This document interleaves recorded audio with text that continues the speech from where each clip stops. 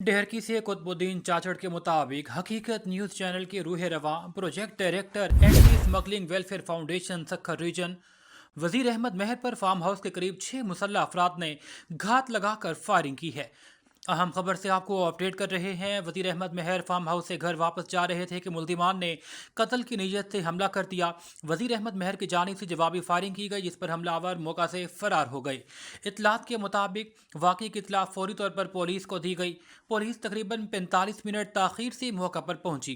Police mobile में सिर्फ 4 अहलकार मौजूद थे। ताखीर के बाइस मुल्जिमान फरार होने में कामयाब हो गए। वजीर अहमद महर को कुछ रोज से थ्रेट था, धमकी आमेज कॉल और पैगाम मौसूल होते रहे।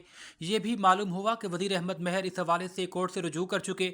अदालत ने वजीर अहमद महर को पुलिस प्रोटेक्शन देने का आर्डर दिया था, मगर थाना डेहरकी के राशि हेड मुहर्रिर ने अदालत का आर्डर हवा में उड़ाते हुए अफसरान बाला को भी गुमराह किया।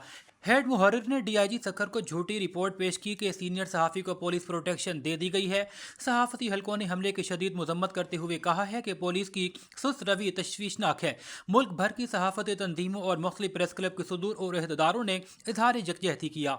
समा न्यूज़ के रिपोर्टर, डेहरकी प्रेस क्लब के इमरान आसिफ न्याजी, काविश केटीएन के रिपोर्टर और नेशनल प्रेस क्लब के लाला कादिर भुट्टो और दीगर सहाफ़ियों ने रात देर तक थाना डेहरकी में वजीर अहमद महर के साथ वक्त गुजारा। सहाफ़ी तंजीमों ने कहा कि माजी में भी ताखिर की वजह से कई सहाफ़ी जानें गंवा चुके। पुलिस अब तक कारकर्दगी बेहतर नहीं बना सकी है।